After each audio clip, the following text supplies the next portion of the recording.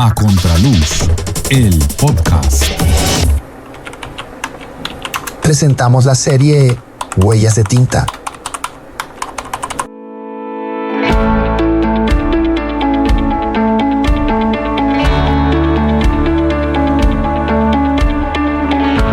Hola, ¿qué tal? Bienvenidas y bienvenidos al episodio 30 de A Contraluz, el podcast.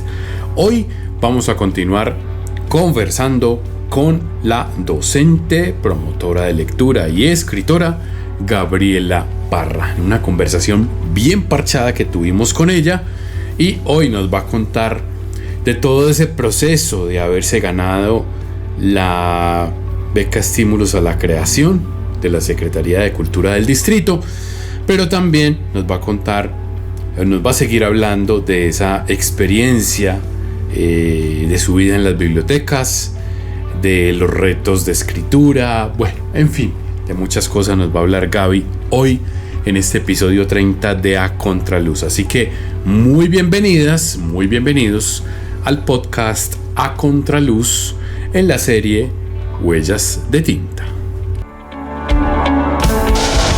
Bienvenidos al podcast A Contraluz. ¿Cuál es la diferencia entre promotor y mediador? Que es bueno que los oyentes también como que capten eso.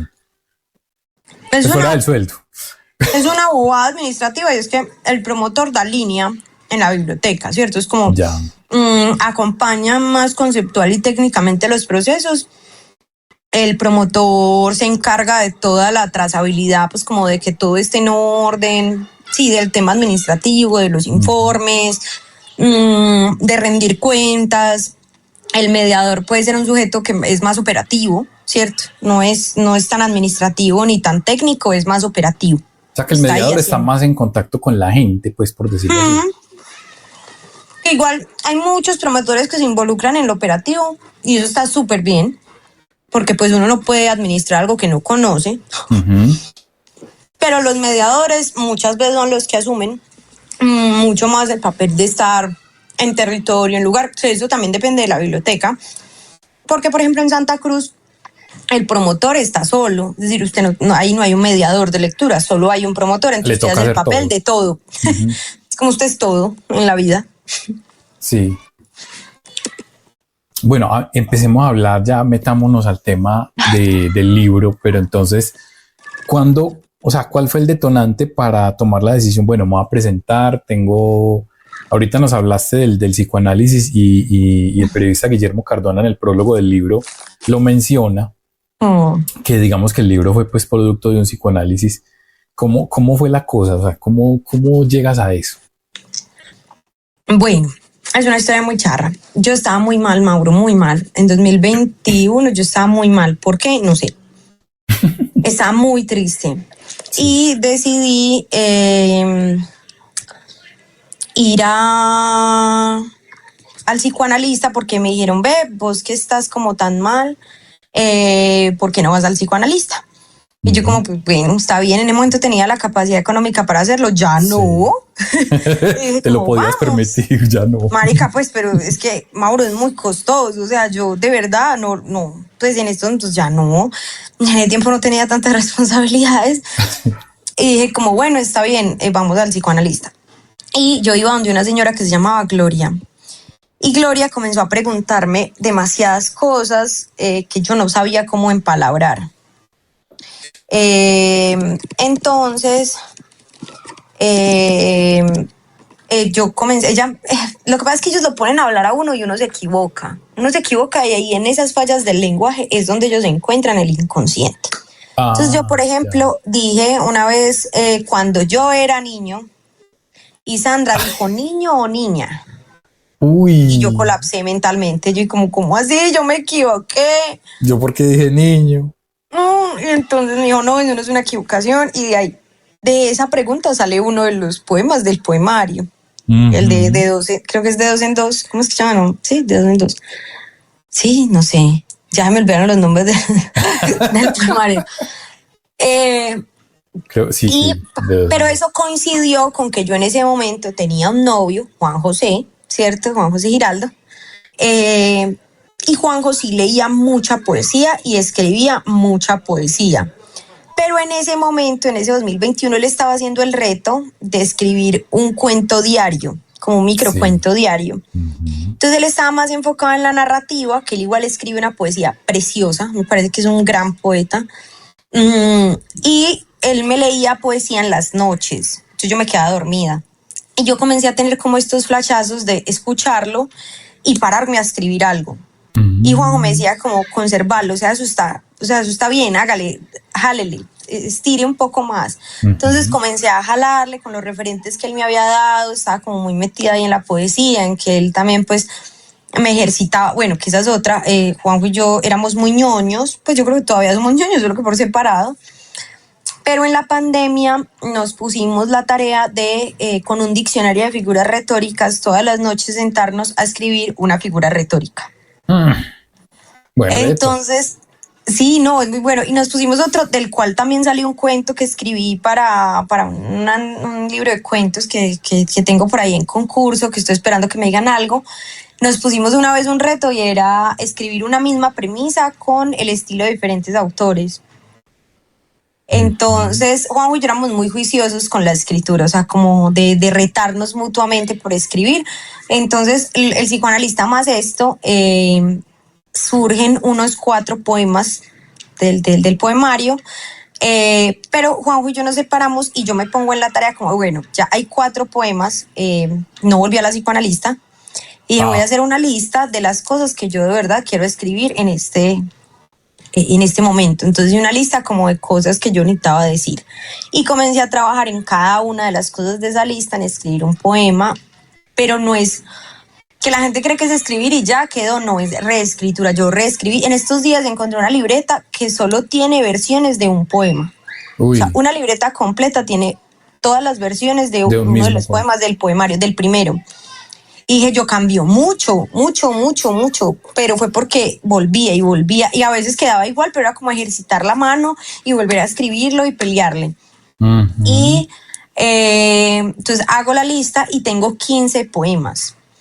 Y yo creí que así me podía presentar al estímulo porque creí que era obra inédita no terminada. Cuando leí el lineamiento decía que era para obra terminada. Yo me quería morir porque faltaban 20 días para que la convocatoria cerrara. Y alguien me dijo como, siéntese y escriba. Y entonces yo cogía mis tiempos muertos en la biblioteca, que no van a creer que una bibliotecaria tenía muchos tiempos muertos. Yo le robaba tiempo al sistema económico de este país y decía, como no me voy a sentar a escribir uno. Escribí otros 15 poemas para poder terminar. Y lo mandé el último día, o sea, lo mandé el último día. Yo no soy un ejemplo, Mauro, yo no soy una buena referencia para que se presenten a estímulos, porque yo sé que hay gente que le trabaja mucho a eso, que se presenta 1, 2, 3 veces. Yo fui una irresponsable, y siendo irresponsable me lo gané, pero eso no significa que sea la regla. Y ya no, me presenté, gané. Yo no sé por qué yo tenía muy en la cabeza que yo me iba a ganar eso, o sea, yo... Ni por un momento, no por ego, Mauro, no creas que es por ego, era como, yo necesito ganarme esto. Yo creo que incluso necesitaba la plata, o sea, yo necesito esto para poder seguir, y me lo gané. Y fue como, ahí me quedé sin trabajo y esa plática se fue en sobrevivir en Medellín 4 meses. Claro, o sea, fue bueno, apenas. Compré una Play 5, que eso es importante, compré una Play 5, era muy importante. Muy importante. Pero ¿Cómo fue ese proceso entre la presentada y la ganada? O sea, administrativamente, para la gente que de pronto no sabe eso, ¿cómo es? Que no es que simplemente usted va y presenta y ya, o sea, hay que cumplir con unos pasos administrativos. ¿Cómo es eso, si nos quieres contar? Ve, cuando es premio no hay ningún paso administrativo, es muy chévere porque cuando es premio a obra terminada vos entregas tu poemario, o sea, como que ya mandaste el poemario a vos, solo te hacen un desembolso, punto. O sea, pasas unos documentos y ya. Pero cuando es estímulo a la creación, a obra inédita no terminada, sí son 4 meses de presentar avances, de presentar unos documentos, de hacer una socialización para contar el proceso de creación. Es como todo un cuento. A nosotros como premio solo nos exigieron una presentación en Casa de la Literatura, pero realmente es una cosa sumamente sencilla. A veces la gente se asusta porque dice, no, eso es súper burocrático. O sea, sí hay cositas, pero realmente son procesos muy amigables con los sujetos. Como que ahí la prioridad es que usted escriba. Claro. Y listo. Hablemos ya del libro en sí, de todos esos poemas que componen ese libro. Hay una figura central que es la mamá, y que yo creo que ya los oyentes se han percatado de que Gaby habla mucho de su mamá. Pero en ese libro está como la tensión como entre el abandono y la búsqueda de la mamá. O sea, ¿cómo trabajaste eso? Yo creo que eso es un reflejo de lo que es mi relación con mi mamá, o sea, que es muy real, que es como no es forzado, es muy genuino. Yo la amo con todas las fuerzas de mi corazón, pero también sé que en muchas ocasiones la repelí, si se dice así, ¡Ah! Bueno, del verbo repeler. Del verbo repeler. Como que es una cuerda que tira y afloja todo el tiempo, pero en el poemario sobre todo a mí me interesaba que no se viera como yo no quería que el poemario fuera una queja, nunca. O sea, yo dije, yo no quiero que esto sea una queja, yo quiero que sea soltar una cosa a la que usted la puede mirar con una lupa y abrirla y doblarla y volverla a poner, o sea, como una cosa que usted pueda manejar y moldear y un montón de cosas, pero que usted no sienta que está tocando una corona de espinas, no, está tocando algo que simplemente sucede y que usted tiene que tramitar eso de alguna manera. Y habían muchas cosas, anécdotas con mi mamá, buenas o malas, que yo decía, esto es muy poético, o sea, pero es porque en mi casa, esto lo peleo yo mucho con mi esposo, porque él dice que es que yo creo en unas cosas que no existen, pero es porque el lenguaje en mi casa es muy mágico, sea verdad o no, o sea, sea utilizado mágicamente o no. Yo sé que en mi casa, cuando yo decía que algo se perdía, mi mamá, que eso se lo deben decir a más gente, pues que era como, se lo llevó Gasparín, pero ella era burlándose de mí porque ella sabía que yo había botado las cosas, pero era Gasparín, pero yo muy en serio adopté a Gasparín, y ya cuando algo se pierde es como Gasparín, o sea. Sí, fue Gasparín. Entonces como que, pero no solo eso, sino que, no sé, las plantas, mi abuelita se ponía llantén en el pie para el juanete. Yo creo que ese juanete nunca se fue, pero yo sabía que mi abuelita se ponía llantén para el dolor. Los pájaros que llegaban a comer banano y papaya en la casa de mi mamá, y mi mamá decía que uno se llamaba Silverio y Silverio iba todos los días. O sea, como que el ambiente en la casa era muy poético, siento yo. Entonces, como que había un montón de experiencias que se volvían escenas, y yo recordé, pues, hubo un poeta que me puso a leer Juan a mí, que es Rómulo Bustos Aguirre, y para mí Rómulo Bustos tiene unas escenas muy cotidianas. Entonces yo decía, para mí es esto, es decir, no es que yo me tenga que inventar algo, es que las cosas sucedieron así. Entonces, por ejemplo, hay un poema, el poemario que va sobre la primera vez que yo vi llorar a mi mamá. Yo tengo ese recuerdo muy patentico. Y yo creo que esa pregunta se la hago a toda la gente con la que voy a hablar sobre el poemario, y es, ¿usted se acuerda de la primera vez que vio llorar a su mamá? Y hay gente que al principio no, pero después se acuerda, y yo les digo, muchachos, eso es un momento muy interesante, porque es cuando tú entiendes que tu mamá es humana. Es humana, claro. Y que a tu mamá le duele, y que a tu mamá le pasan cosas, entonces ya no es la superheroína, entonces tú comienzas a ver a tu mamá de otra manera. Y yo decía, ahí hay poesía. Es el momento en el que uno se mira la mano y se da cuenta de que ha envejecido. O sea, hay un montón de cosas que uno hace que siendo la vida misma son muy poéticas. Yo tengo, por ejemplo, eso que dije de las manos. A mí cada tanto me da por estirar la mano y mirármela, como, marica, mi mano ha cambiado mucho, y la manera en la que muevo mi mano ha cambiado mucho desde que dejé de ser niña, desde que me casé, desde que crecí, desde que hago un montón de cosas. Y yo creo que ese extrañamiento del que hablamos en la literatura sucede primero en la vida. O sea, hay un momento en el que el niño se da cuenta de que puede ser un pecador. Hay un momento en el que el niño se da cuenta que un perro lo puede morder. O sea, uno vive en la vida sintiendo extrañamientos que se traducen en palabras también. Entonces, como que lo que me pasaba con mi mamá era que yo conservaba en mi memoria todos los extrañamientos que había tenido con ella, que era como, aquí hay una sujeta que me hizo sentir dolor por primera vez, que me hizo sentir miedo por primera vez, que me hizo sentir amada por primera vez, pero que me hizo sentir vulnerable por primera vez. Entonces, como que todas esas primeras veces, todas esas maneras de ver el mundo que me fue develando mi relación con mi mamá, traté de ponerlas ahí en el poemario. Y luego se sumaron otras que no tenían que ver con mi mamá. Ahí también están mis amigas, ahí también están las mujeres en general, pues como las mujeres a mi alrededor.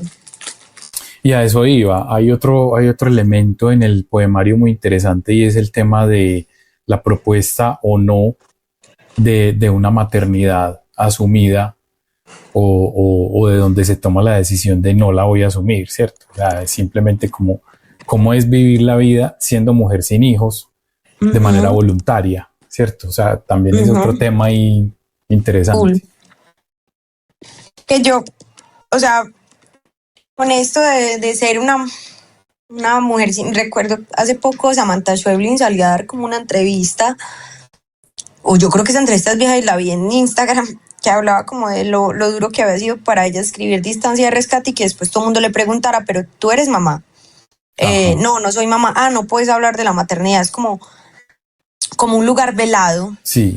de la literatura. Y yo creo que pues a la final, por ejemplo, yo me operé, pero yo materno de todas las maneras de vida y por haber a la gente que está a mi alrededor, a mis animales, o sea, yo sigo maternando.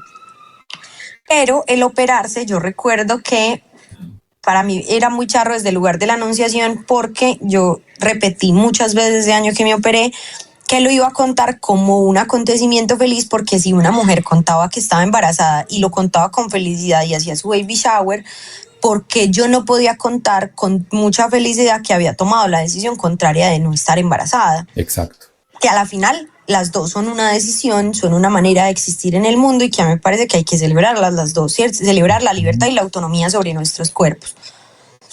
Entonces, desde ahí también era yo sé que tú esperas algo, porque yo sabía que mi mamá esperaba que yo tuviera hijos. Claro. Que todavía lo espera, pero yo quiero adoptar. Y ella me dice como, ¿pero por qué adoptar? ¿Por qué no tuyos? Sí. Yo creo que ahí sigue habiendo una espera porque yo tenga hijos, pero también me preguntaba por qué, si ella nunca, es decir, mi mamá no me quería tener, ¿verdad? Y mi mamá nunca fue una mujer que quisiera ser mamá, ¿por qué tiene esta idea de que yo voy a ser mamá? Uh-huh. Y siento que alrededor de eso hay muchas preguntas, la gente se decepciona mucho. Yo recuerdo que mi ex suegra también se decepcionó cuando supo que yo no iba a tener bebé, o sea, como una tragedia, era impresionante, como que para lo que estás hecha ya no es. Y a mí eso me ha pasado con muchas cosas en mi cuerpo, porque pues es muy charro, esto es una bobada, Mauro, pero es muy serio, porque pues cuando yo tuve 13 años y todas mis amigas se desarrollaron y yo no, ser una mujer sin senos era muy raro, porque en la idea una mujer tenía que tener senos, es decir, era para lo que debía ser. Entonces como claro, que mi cuerpo para mí siempre fue como, no, tienes algo que deberían tener todas las mujeres. Y cuando me operé fue como, herda, para lo único que estás hecho biológicamente, no estás, o sea, no lo vas a hacer, que entonces, ¿qué? Entonces a mí eso me hizo un montón de preguntas sobre mi identidad, sobre mi disposición en el mundo, sobre mi manera de habitarlo, el ser mujer, que yo creo que también son más preguntas, siempre lo digo, que respuestas, y que por eso el poemario busca hacer más preguntas que respuestas. Uh-huh. Por ejemplo, hay un poema, no me acuerdo cómo se llama, ahí me vas a disculpar, pero no, hay un poema donde se dice como, es que todos tenemos nuestro lado femenino, porque hay un hombre que les pregunta como, bueno, ¿y cuál es mi lado femenino? Y la respuesta es como que es que todos tenemos el lado femenino en los labios. A mí eso me encantó, o sea, yo decía como, sí, parce, sí. Definitivamente. ¿En qué estabas pensando? Ve, esa es una anécdota súper particular, porque bueno, dos cosas con ese poema. Yo odio ese poema actualmente, lo detesto con todas las verdades. Siento que quedó muy mal corregido, que tiene muchas cosas que yo le cambiaría ahora, pero de ritmo, de semántica, bueno. Pero nació de una conversación que tuve con un amigo, Jonathan Macías, también poeta. Él llegó una vez a la biblioteca y me dijo que en la clase de filosofía le habían preguntado que él dónde tenía la feminidad. Y pues no nos besamos, que quede muy claro, todo el mundo que cuando voy a contar esto, sí, no nos besamos. Él se fue de la biblioteca y yo me quedé pensando, ¿dónde putas tiene Jonathan la feminidad? Y yo le preguntaba, pues te lo respondiste. Como no, pues, y luego él exploró unas cosas poéticas con el tema, pero a mí me quedó sonando mucho la pregunta y me parecía muy curioso tener que buscarse la feminidad en algún lado, ¿cierto? Y que a la final Así como en el otro poema contrario que dice hoy quiero ser hombre, en este caso es, por más de que te buscaste un montón de cosas, pues eres ella, ¿cierto? Sí. Entonces era como jugar con el no binarismo también. Siento que todo el poema juega como con lo no binario y con lo hermafrodita. Entonces que ahí también hay unas búsquedas desde la caracola. Total, claro, así es. Estás escuchando A Contraluz, el podcast.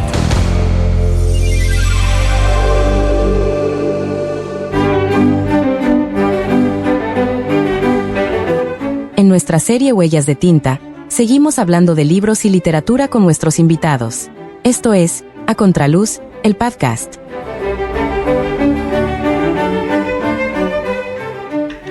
En temas escriturales en este momento, ¿en qué estás?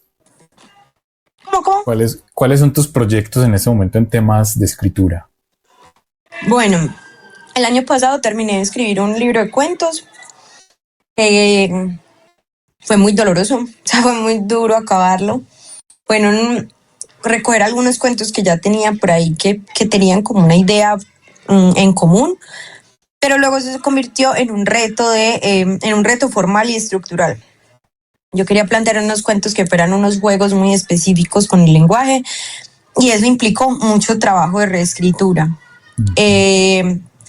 Pero me dediqué todo el año como a escribir eso y a escribir paralelamente, ahí sí, un libro para el trabajo que va a salir ahorita en Fiesta del Libro, que son unas crónicas sobre los impactos cualitativos de los estímulos a la creación, que sé que suena muy serio, pero realmente cuando lo vean en septiembre es un libro muy bello sobre contar qué le pasa a la gente y a la ciudad cuando se entregan unos estímulos, sea de creación o de fomento Leo. Y fue una cosa que me disfruté mucho. Yo no escribo periodismo, nunca en la vida había escrito periodismo. Tal vez un periodista lea eso y digo, esto no son crónicas, pero a la final son textos que yo disfruté de escribir, rastrear a las personas, preguntarles cosas, conocer los proyectos. Y creo que eso también me ayudó a escribir lo mío, como que siento que como que te obligas a escribir, como marica, pues ya estás escribiendo crónicas, pues te vas a sentar también a escribir lo tuyo. Entonces fue un trabajo constante en cuento y crónica que me gustó mucho. Este año le estoy trabajando un poemario, yo siento que muy obligada, yo ahí siento que sucumbí ante la presión del mundo de ¿cuándo vas a sacar otro poemario? Claro, que como ya sacaste el primero. Pero entonces ya dije como lo quiero hacer, pero lo voy a hacer pausado, espero dedicarle todo el año. También con una búsqueda muy clara por ciertas preguntas de lo latinoamericano y lo colombiano, que a mí no me gusta escribir poesía social, pues, ni política, pero sí tengo unas preguntas poéticas que parten de las situaciones de este país, que es sumamente válido que las haga, no como un ejercicio panfletario, sino como un ejercicio de una búsqueda poética. Claro. Entonces ahí voy, pues igual la verdad nunca he tenido afán de publicar, nunca he tenido afán de nada, entonces como lo que salga está bien. ¿Por qué escribir? Ay, Mauro, yo siento que porque me condenaron, pues es como, te lo juro que yo pudiera, no lo haría, pero yo estoy en la casa y algo sucede y es como, marica, esto hay que escribirlo, o sea, esto hay que anotarlo. Y uno comienza, yo tengo papelitos y entonces este papelito, después ya veo que hay un montón de papelitos, pues ya toca sentarse a organizar los berracos papelitos. Y entonces es uno como, que bueno, que eso responde un poco por qué escribir y es, el lenguaje está ahí y más que ser ladrones o receptores de ese lenguaje es como es muy divertido a la final encontrarle palabras a esas cosas que uno no cree que tienen palabras o que no tienen manera de expresarse y yo creo que es una manera de decirle al mundo, que por eso yo digo en el último poema que escribo como condena al mundo, para castigar al mundo, y es porque debe haber una manera de decirle al mundo, hey, qué horrible esto, qué horrible esto existir, por favor. ¿Qué es esto tan horrible? Y yo creo que eso también le permite, o sea, ya siendo muy egocéntrico ahí sí como autor, que es lo que me pasa a mí como lector y espero que le pase a un lector mío, y es, uno a veces leyendo una obra se da cuenta de que no está tan solo, Y uno no está haciéndose una pregunta uno solo, porque yo insisto, la literatura debe ser de preguntas, no de respuestas. Y cuando usted encuentra que otro huevón se hizo la misma pregunta que se hizo usted siente que usted, no estoy tan loco. O sea, yo esta pregunta no me la estaba haciendo porque sí. Aquí hay algo que le preocupó a alguien más.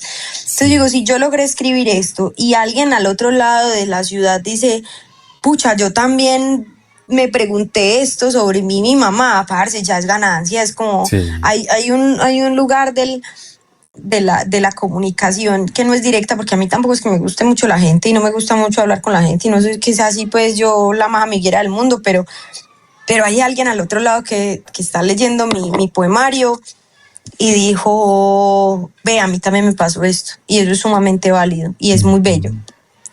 Sí, encontrar esas identificaciones.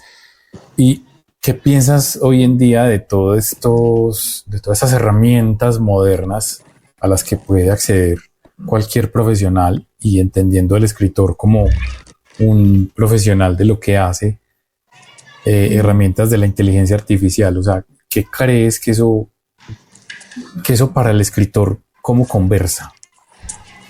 Yo creo que le podemos dar tanto el giro, pues como que yo siento que hay gente que está muy preocupada, pero yo no estoy tan preocupada, no porque vaya a sentarme a decirle hágame un poema, sino porque yo sí, por ejemplo, en estos días me imaginé yo, alguien ya se debe haber sentado a preguntarle cosas como, ¿y tú cómo sabes que operas? Pues como comenzar a preguntarle un montón de cosas sobre él mismo. O sea, yo estaba como, ay, qué chimba.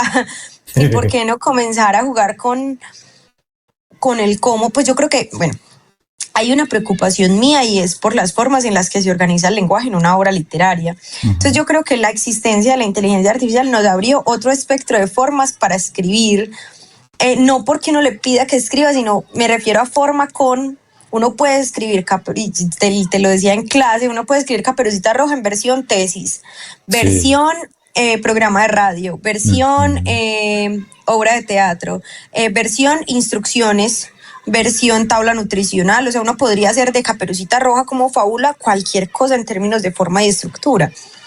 Entonces yo siento que la inteligencia artificial le suma a todas esas formas y estructuras en las que podemos hacer literatura. Ahí hay un montón de preguntas por el cómo, por ejemplo, eso de los prompts. ¿Por qué no escribir un cuento en puros prompts? O sea, copie tal cual el prompt y vaya armando la historia. O sea, como que siento que hay muchas preguntas que hacernos por cómo el lenguaje comienza a conversar con eso, y que no es de negarse, sino por el contrario, divertirse con eso, como hacerle la contra con darle la vuelta al asunto. Hay que darle la vuelta al asunto. Ya. Pues Gaby, yo creo que ha sido una conversación muy, muy, muy bacana, muy agradable, muy parchada, sobre todo estos temas de la literatura y el escribir y el por qué, que a veces nos queremos preguntar como tanto eso, como lectores y como escritores. ¿Algún mensaje que le quieras dar a la gente que asiste a las bibliotecas, y también, ¿por qué no?, a los que no asisten a las bibliotecas? Vea, yo creo que es importante, uno, aprovechen. Yo creo que esta ciudad tiene demasiados espacios para encontrarse con la palabra, con la conversación, con la escritura. Hay que aprovecharlos al 100%, porque algún día habrá alguien que quiera arrebatárnoslo y ese momento no es tan lejano como quisiéramos. Entonces, por favor, habítenlas, reclámenlas, luchen los espacios públicos de encuentro. Este mundo ya ha hecho de nosotros unos pequeños personajes que viven en cajas de fósforos, aislados unos de otros, así que no pierdan esos espacios, incluso de ocio, de no hacer nada. No tenemos que ser la más educada ni la más productiva, sino realmente la más humana, la más cercana, ¿cierto? Y eso solo se logra en estos espacios. Creo que también los invito a que reclamen el derecho a conocer la tradición. Yo creo que hay muchas cosas lindas que conocer. Disfruten de la literatura, no porque haya que leerse una novela o un cuento o un poema, sino porque uno va y se encuentra cosas que no sabía, que no tenía ni idea que existían, y eso es sumamente valioso. Y también, si usted dice, venga, a mí no me gusta ir a leer los libros de la biblioteca, pero yo quiero ser escritor, vaya y escuche todos los chismes que uno coge de los usuarios de bibliotecas. Allá esa gente tiene un montón de historias. Tiene material. Vaya, siéntese y ponga el oído dispuesto para escuchar las palabras de la gente. Es impresionante lo que uno puede escuchar. Entonces, no, yo creo que encontrarnos, leer, conversar, la literatura no es solo la literatura tradicional y canónica, sino todo lo que el lenguaje puede ofrecernos en su diversidad. Entonces, esa es como la invitación. Gaby, muchas gracias por estar en A Contraluz, el podcast, y esperamos tenerte de nuevo por aquí ya hablando de tus nuevos proyectos literarios. Dios quiera que sí, amén. Muchísimas gracias a ti, Mauro, por la invitación. Recuerda seguirnos en las plataformas de escucha. Califica nuestro programa en Spotify. Suscríbete a nuestro canal en YouTube y déjanos saber tu opinión sobre nuestros episodios, para saber si estos contenidos son de tu interés. Recuerda, esto es A Contraluz, el podcast.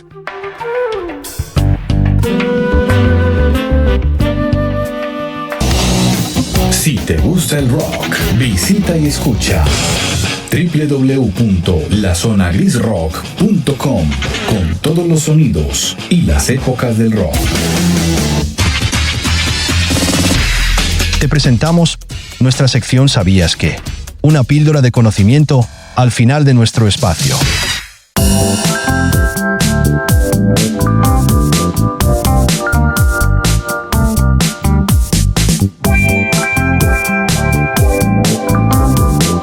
Un vientre para las caracolas es el título del libro, del poemario que Gabriela publicó en el año 2024 gracias a estos estímulos que anualmente brinda la Secretaría de Cultura del Distrito de Medellín.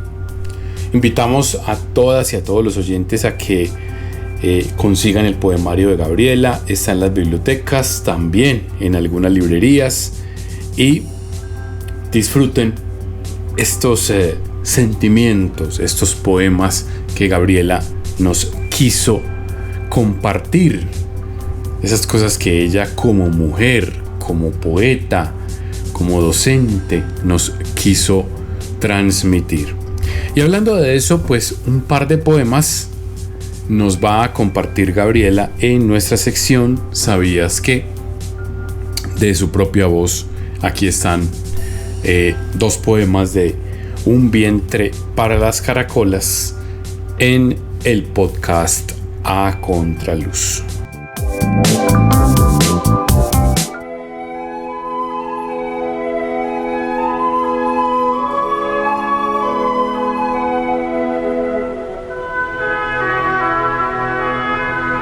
Espina para clavar en tus sienes, y me voy a morir, tú bien lo sabes, a morirme de barro bien usado, a morirme de risa repentina, de risa de estar vivo como un hombre. ¿Para qué me trajeron cabestreado por rosas y rosales y escaleras? ¿Para qué me pusieron estos ojos y estas manos sin aire y estas venas? ¿Para qué me pusieron tanta lumbre, tanto donde escoger y tanto frío?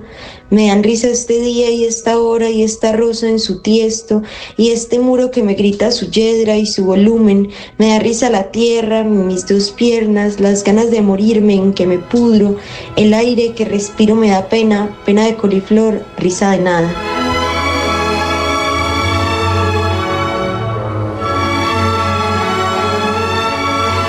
Vientre para las caracolas.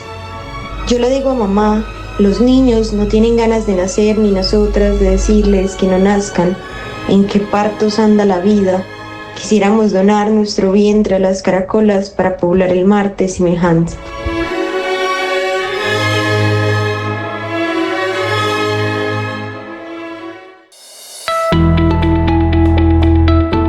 Cuéntale a tu gente sobre A Contraluz. Califica nuestro podcast en Spotify. Suscríbete a nuestro canal en YouTube y comparte nuestros episodios. Esto es A Contraluz, el podcast.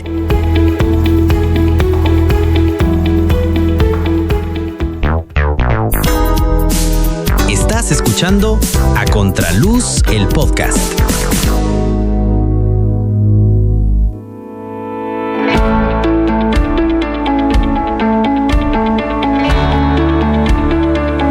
Y llegamos al final del capítulo 30 de A Contraluz, el podcast. A ustedes, gracias por acompañarnos en estos episodios. Muy pronto, nuevos invitados, nuevas invitadas, nuevas charlas para seguir conversando de estos temas de cultura, de literatura, de sociedad, de todo eso que nos interesa, como dicen nuestras promos.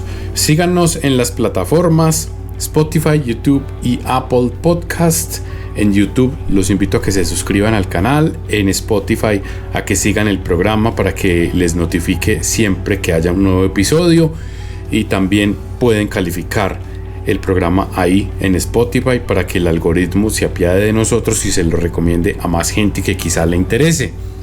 Y bueno, ya muy pronto, ya en el mes de julio, les tendremos más invitados.